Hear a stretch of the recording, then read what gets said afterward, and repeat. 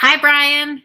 Hello, hello, Michelle. How are you doing? I'm awesome. I'm awesome. I'm so glad that you said yes to joining me today. Thank you for being here. Thank you for allowing me to be a part of this wonderful platform that you have.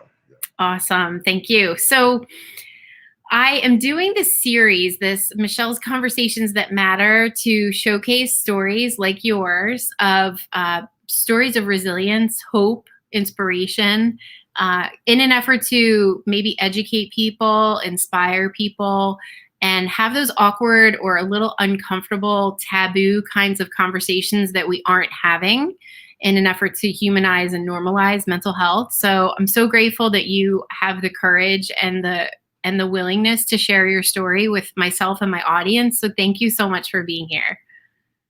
Truly, the honor is mine. The honor is mine. Yes. Thank you. So go ahead and tell everyone you're dialing in today from Georgia. So tell everyone a little bit about who you are, where you live in Georgia, and what you do for a living. Well, my name is Brian Keith Anderson, and I am the administrator for peer support services at the Georgia Crisis and Access Line. I'm also a certified peer specialist, certified recovery educator, certified whole health and wellness coach. I got a whole lot of certifications. But the beautiful part about that, I love telling people at the end of all of my certifications, what I want the audience to know about Brian Anderson is a mountain climber. What do I mean by that? He's been through a lot of things in his lifetime, and he called all of those journeys mountains, and he had the strength to climb them all. So he's here today. Yes. That's amazing. Would you be willing to share with us what some of those mountains are? We want to hear your story. Most definitely. And once again, thank you, Michelle, for having me today. Who am I? I love telling this story and I love telling it in third person. So periodically, I will be asking the audience, can you see him? Can you hear him? I need to take you back to a journey in 1965 and where I was born in Jersey City, New Jersey, in the projects of Curry Woods Projects. My mother and my father were, even though we lived in the projects, we were a family that everyone looked up to. Well, something happened toward when I turned 5 years old. My mother and father started not getting along and arguments pursued and fights would pursue. And so my father decided to take me. I was 5 years old and my two older brothers.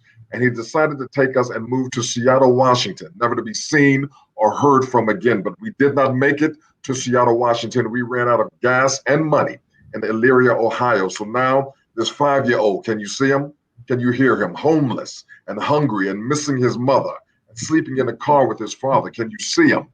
You hear him. Periodically, a family would take us in off the street and allow us to sleep on their floor for a couple of days. But like clockwork, we would be back out in the streets, homeless again and hungry and not knowing if mother was coming for us. Can you see him? Can you hear him?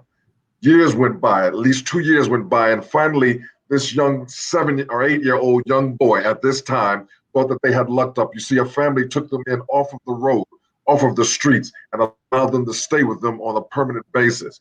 And in this household, there was an older daughter that this family had. This daughter took a liking to this 7 or 8-year-old young man. She took such a liking that she started to miss him almost on a daily basis. Now, he did not remember any pleasure from this at all. All he remembered was the pain of it all. Can you see him? Can you hear him? He decided not to tell his father because he figured that if he told his father, they would be back out in the streets homeless and hungry again. Can you see him? Can you hear him? Years of this went by. The father decided to move that family out of Ohio to Huntsville, Alabama. You see, the father wanted to become a preacher. So they ended up in Huntsville, Alabama, at this campus where the grass was green and the people looked healthy. But once again, they found themselves homeless again. One of the worst times of their homeless period, they found themselves sleeping in an abandoned trailer, dead of winter, no heat, no running water, no electricity, a huge hole in the floor where the frigid air would rush through. Can you see him?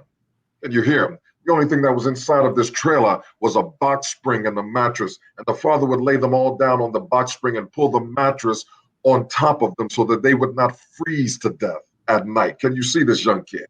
Can you hear him? In the morning, the father would get up and go to the gas station up the street and get an ice cold bucket of water and bring it back to the kids and himself. And they would bathe in this one bucket of ice cold water, no soap, no deodorant, no toothpaste. You see, they were poor. Can you see this kid?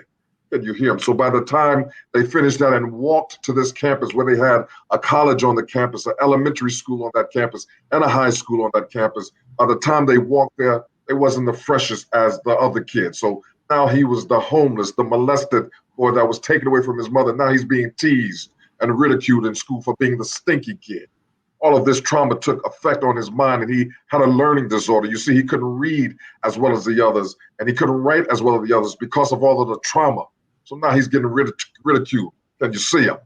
Can you hear him? Years of this went by. Finally, his father graduated from that school. This young man is now 17 years old. His father sends him away to this boarding academy in Pottstown, Pennsylvania, this Christian boarding academy. He shows up at that Christian boarding academy confused and broken from all of the trauma that he had suffered all of his life. He sees a couple of the young men there go around the building, and every time they would come back, they would be smiling and joking and laughing, and he yearned for that. So one day he got up enough courage to go with them and ask them, "Can I join you?" And when they decided to allow him to join them, he goes behind the building, and it's his first time tasting drugs for the first time. And man, his first taste of drugs kind of eased his troubled mind. The warmth that flowed over his body was a feeling of euphoria, and he loved that feeling. All the pain, all the misery, all the agony that he had been through seemed to go away for that moment. So the more he used, the more he needed, and the more he needed, the more he used. Can you see him? Can you hear him? By the time he graduated from that school at the age of 18, his mother came from Jersey. His father came from North Carolina, and a tug of war took place. He really did not know his mother because once again, he was taken away from her at the age of 5, and periodically he would spend time with her. But now is an opportunity for him to spend quality time with the mother that he didn't really know, but he's a drug addict now. He has an undiagnosed mental illness. He is broken. He decides to go back to Jersey with his mother, one of the biggest mistakes that he had ever made. You see, by this time, the streets of Jersey City, New Jersey, was filled and littered with more powerful drugs than he had ever tasted. So now he's a full-fledged drug addict. A year goes by, him and his mother cannot get along. He's back out in the streets. He turns to drugs. He decides that I'm going to end my life. I cannot get it right. So he decides to get some heroin, some powder cocaine, some crack cocaine, some mescaline, and some speed. His plan was to make his heart explode. He did not want to live anymore, but he wanted to go out as high as he could, feeling good. Can you see him? Can you hear him? At night, he decided to ingest these drugs, and he started to literally feel death coming on. He started to sweat profusely, his heart jumping all over his chest. He feels death coming. He passes out on this couch where he was using these drugs at, only to be awakened before sunrise that next morning. Now he has lost control of his bowels. He's sweating profusely. His heart is jumping all over his chest. He runs out of that house, down the stairs, and he bumps into a payphone, calls his father, collect. He knows he's dying. He says, "Pop, I need you to pray for my soul because my life is over." Can you see him? You hear him? He ends up, his father ends up praying for him that before sunrise that morning. The father calls some of the family members that live close by. They get him in the back of an ambulance. They race him to the emergency room entrance while they're working on him. They save his life that night. Can you see him? Can you hear him? Days later, when he's released from the hospital, the father comes up from down south and brings him back down south. But guess who shows up? He does. Still broken. Still a drug addict. Can you see him? You hear him? And now he's added another dimension to his story. Now he's in and out of jail. He can't stay out of trouble. Can you see him now? Can you hear him? He's still back using drugs. Can you see him? Can you hear him? His father gets moved to another district in another state. He stays there in that town. He's homeless again. The look of death is all over him. He has no weight on him. He's bone, skin and bones. He decides to stay there, but his father goes to a preacher that lives in that town where he's at and say, "Listen, I'm going to leave one of my cars with you. When my son comes to his senses, give him my car, give him my address, and send him in my direction." So this young man spends the next 6 months homeless and sleeping on the back porches of friends. You see, his friends' parents would not let this young man in their house. They know who he is. He worked for a Ford Motor Company washing their cars, so he would leave some of the cars unlocked so he would have a place to sleep at night. And you see him, you hear him.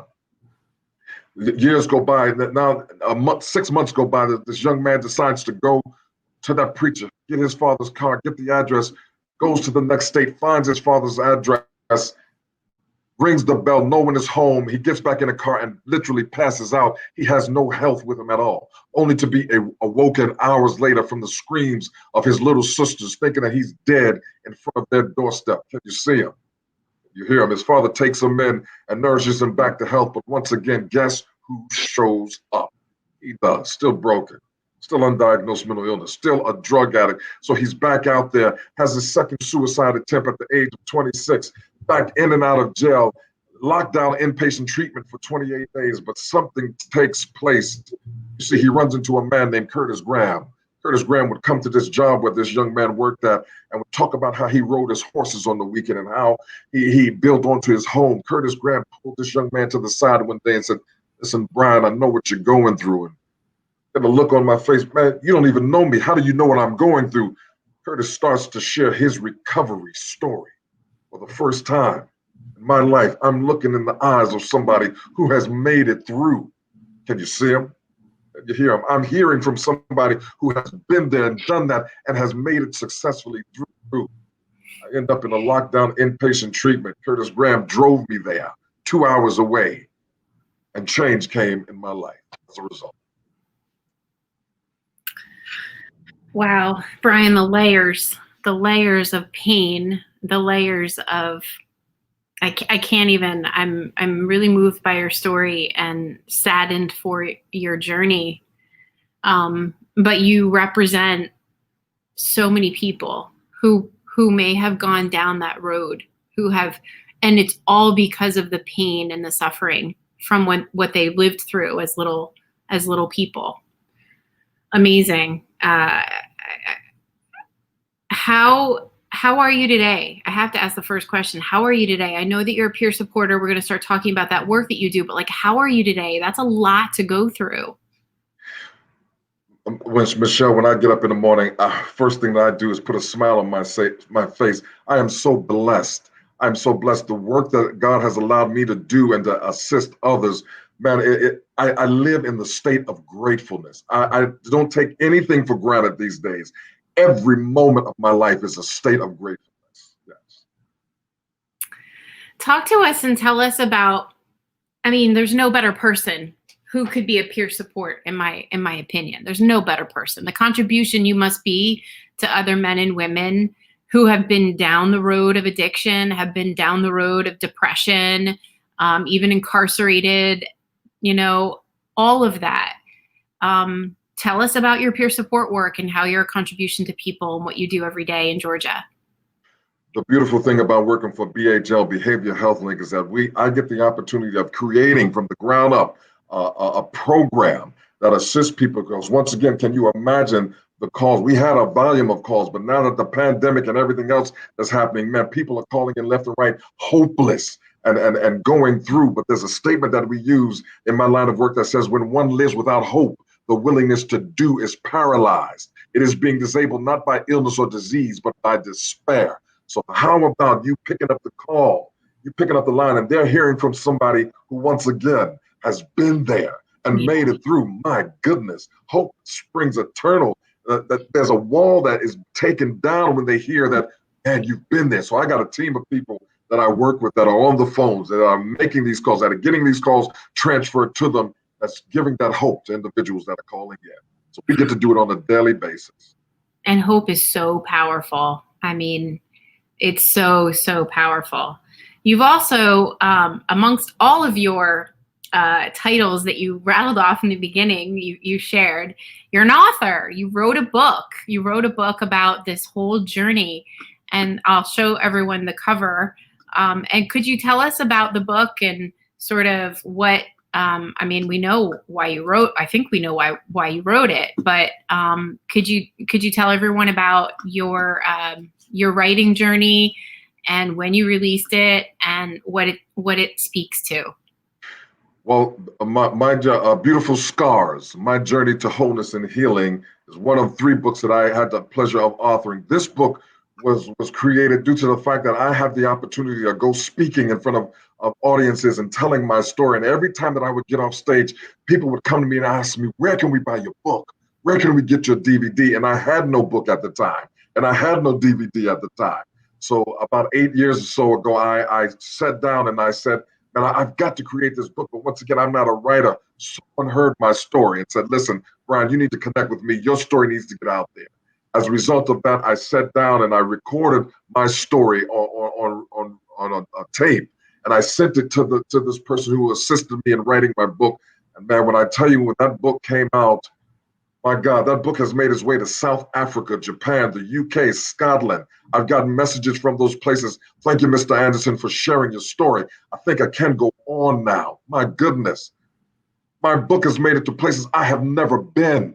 There's something about sharing your story, that story takes wings and flies over oceans, places you've never been. Yeah, exactly. And you telling your story right now, I know is going to reach somebody who needs to hear that message of hope that you have been able to find after, oh my gosh, look at all of the things you've navigated: depression, drug addiction, homelessness, hopelessness, mental illness, jail. I think you represent hope. You are hope defined to be here, and then doing the work that you're doing to pay it forward.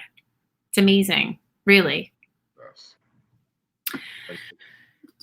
So one of the things that I am really an advocate about is elevating the conversation around men's mental health. And I'm sure that in your work as a peer supporter, you've been asked this before. How do we reach our men, and how do we support our men, and how do we encourage them not to suffer in silence? What do you recommend? If I can speak freely with you this afternoon, I call it making it sexy. What do I mean by that? When people who have gone through that have no shame stand up and start telling their story, like Curtis Graham, that man that came, he made that thing real and made it sexy and made it okay for me to be able to share my story. So for those of us that the men, especially the men that are going out there, because we got this pride. Men don't cry. We heard it from birth. But here's the thing, men do cry. Men do have pain. Men do go through, and it's strength. I'm telling you, the strongest thing that I ever did was to reach out to somebody. The strongest thing that I ever did was to let the tears fall from my eye, that purification that needed to take place. The strongest thing that I ever did was to go in inpatient treatment. That is the strongest thing. So we need to flip the scenario. We need to flip the stigma that is attached to that. It takes strength to reach out. It takes strength to get help. It takes strength to get treatment. Yeah. Yeah, but like, how do you take the first step? How do you tell a guy to take the first step? I think you're right. Like, they're groomed to just shoulder it and push through, and everything's going to be okay. I just have to keep it together. Like, here's what you do. The beautiful part about my work, I spent 8 years working for the VA system, and mostly the room was filled with men, with soldiers. Soldiers don't cry, man. Soldiers don't back down. Soldiers hold everything. All I did when I came into that program, I started sharing bits and pieces of my story. And not only did I tell them my story, but my actions spoke louder than any word. They saw me coming in. They saw me being diligent. They saw me being a recovery model. Once again, and I told them in that group, I said, listen, I can give the best word of hope and recovery, but if you all see me on the street corner after I give that word, buying some drugs, my words means absolutely nothing. So my actions had to speak way louder than any word. So yeah, it's good to tell them, but man, let your life be the testimony. Let your life be the broadcast for them. Let that light of your life shine. And that will let a person know, man. Once again, I told you about Curtis Graham. He would come to work sharing about how he rode horses on the weekend, how he built onto his home. Those actions. This was before he even spoke to me. oh, And I would be in awe. Once again, your actions will speak louder than any word. How are you helping people through the peer support line? I guess, like, do you tell them your story, and then do you just, like, create that space and then support them like sort of as needed? But how does it work as a peer supporter for people who don't know? What is a peer support service? Definition of peer support is help given to those in need by another who has gone through a similar trauma or challenge. Let's say that again. Peer support is help given to those in need by another who has gone through a similar trauma or challenge. So here's the beautiful part about what we do and my team does.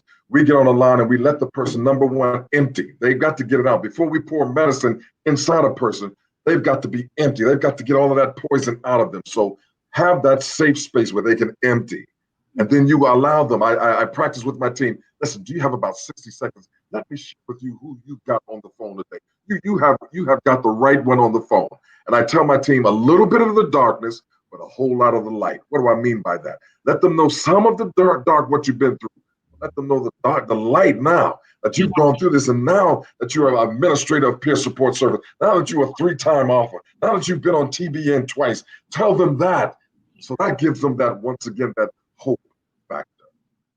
Love it. I love it. Before we went on the air, we were talking about, like COVID is definitely taking an emotional burden on people, whether it's adults or children.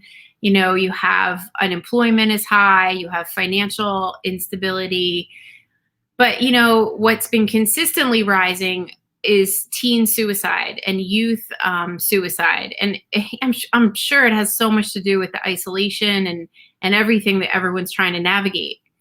And I think we need to do more for our kids. What are you thinking in terms of reaching our youth and really connecting with our youth? Like, how do we help them? How do we reach them? Number one thing that you can do, especially for the youth, is just listen. There's a statement that says, listen to the whispers so you won't have to hear the screams. I'm going to say that again.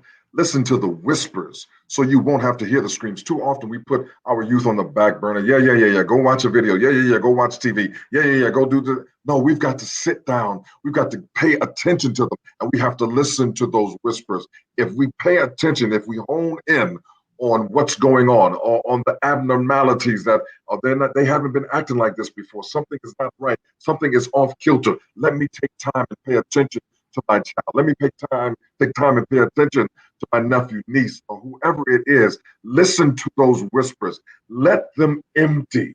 Too often as adults, we think we got all the answers and we start talking and giving before we have allowed them to just sit and empty. Give them the opportunity to just spill. No judgment, no condemnation with them. We quick to judge. We quick to judge, but let them empty. Let them have that safe place. Let them know. And all right, I'm going through this, and I know that I can go to Brian because he allows me to empty. He allows me to talk. He listens what I have to say. I have to highlight this because I'm a huge Kevin Hart and Joe Rogan fan. I love them both. And Joe Rogan recently had Kevin Hart on his show. And Kevin was sharing what he does in his family. He has implemented this thing called the free speaking zone, where at any time, any of his children can say, "Hey, Dad, free speaking zone." That means they don't relate to him to them as children. They let them be and say whatever they have on their minds and without repercussion. So Kevin does this, and all of his kids actually open up and talk to him because he's implemented this free speaking zone. And it's powerful. And I listen to it and I'm like, wow, like imagine if we all just did that for our kids, where we stopped for a second and we said, free speaking zone, like, what's there for you? What's up? How are you really doing? What's bothering you? What a wonderful place and space it will be for that child to know that he not going to get any judgment, not going to get any "I told you so," none of that. Just he has the sanctity and the safety of just spilling and getting it out there, knowing that somebody is paying attention. Too often they're walking around here like that. No one knows I'm here. No, they won't miss me if I'm gone. Yeah, and that's the worst, right? We don't want our children thinking that they're not valuable. They're very valuable, every single one of them. So tell us, Brian, what's next for you? What are you up to aside from the great work you're doing there with the peer line and all your public speaking? What are you up to? One of my great works, I have established a nonprofit organization, Beautiful Scars, Inc. We're out in the field. We're under the bridges, giving to the homeless and not only giving them the message of hope and recovery, but giving them tools and supplies and hygiene products and food that they can use. We're out there under the bridges. We're giving a word on Zoom. We're helping. We just supplied 13 college students with some little funds that they can put in their pockets. We're giving back in the middle of the storm. We've decided that Beautiful Scars Inc. is going to be an entity that's not going to hide behind a bush in this pandemic. We're going to get out there right now. So yes, we're out there and we're giving and we're giving and we continue to give. And that's the highlight that we're doing now. Beautiful Scars Inc. is out there giving back to the community in the middle of the storm. And I love that work that I'm doing because truly I'm giving what I need. I need that to marinate. I'm giving what I need. Yeah. It's amazing. I mean, I just read an article today that so many Americans have fallen below the poverty line and they're struggling. And I think about homelessness the way I related to it before the pandemic. And I thought that was awful, but I can't even begin to imagine as the weather gets cold. I live in New Jersey. As the weather gets cold up here, I think about the homeless and I think about what you're doing. I think it's super important. And we all need to be thinking about the homeless, especially this year. Yes, and then the beautiful part about that, I've teamed up, we've added another entity to Beautiful Scars Inc. It's called God Restores Ministry. And we're a team of people that we're not rich, but we go in our own pockets because we know that there's a need. Like you just said, people are hurting. Yeah. And when I tell you that they light up just to know that, man, somebody walked under a bridge just to see me for that moment. Nothing more gratifying. Yeah, that's amazing. So Brian, how do they reach you? I have your website. Is there any other way? How do people stay connected to you? I'm gonna give you all of my contact information because I believe that it is such a need there. www.beautiful-scars.org is the website. Email address beautifulscars65@yahoo.com. Telephone number 706-231-9588. I give it all out because once again, ironically enough, I went to try to find a sub shop yesterday and I couldn't find it. So I ended up in this other sub shop. There was a lady, a cashier there that recognized me from 3 years ago from a speech that I did. So it was meant for me to not find this one and run into her. And she tells me how great her son is doing now. So yeah, I give all of my information out so people can contact me. Awesome. You are an inspiration. I'm so moved by who you are. I'm so grateful Wendell introduced me to you, and I love the work you're doing, and I want to continue to follow you. I would love to support what you're up to. And thank you. Thank you for who you are in the world, and thank you for giving me some of your time this afternoon. Thank you so much. I don't know if we got 3 minutes left. Do we have 3 minutes or we're done? Yes. Can I end with my parable of the mountain climber? I gave you all of my certifications. I have several more, but what I want people to know about Brian Anderson that he's a mountain climber. Here's the parable of the mountain climber. There was a preacher, a doctor, and a mountain climber showed up at the gates of heaven one day, and Gabriel was standing there with a bag filled with wings. The preacher walks before Gabriel. Gabriel reaches into the bag of wings. Gabriel pulls out 2 wings. Gabriel pins the 2 wings on the back of the preacher. Gabriel says, now perform for me and prove to me that you're worthy to walk through the gate. That preacher started flapping both of his wings. He takes off into the air, does a beautiful spin, comes down and lands. Gabriel says, enter thou in, for you have proven yourself worthy to walk through the gate. The doctor walks before Gabriel. Gabriel reaches into the bag of wings. Gabriel pulls out 2 wings. Gabriel pins the 2 wings on the back of the doctor. Gabriel says, now perform for me and prove to me that you're worthy to walk through the gate. The doctor started flapping both of his wings, takes off into the air, does a beautiful spin, comes down and lands. Gabriel says, enter thou in, for you have proven yourself worthy to walk through the gate. The mountain climber, a person like myself, walks before Gabriel. Gabriel reaches into the bag of wings. Gabriel pulls out 1 wing. Gabriel pins that 1 wing on the back of the mountain climber. Gabriel says, now perform for me and prove to me that you're worthy to walk through the gate. Just then, every mountain that mountain climber had to climb in his lifetime come rushing back to his memory. That mountain climber started flapping that 1 wing. That mountain climber taxis to the beginning of that runway. That mountain climber flaps that 1 wing some more. That mountain climber takes off down that runway and he shoots up into the air and he does a spin and a turn and a flip and some somersaults and some more spins and some more turns and some more somersaults. Just then an angel walks before Gabriel and says, Gabriel, who in the heavens is that? Gabriel says, oh, that there, that's the mountain climber. showing you what can be done with half chance.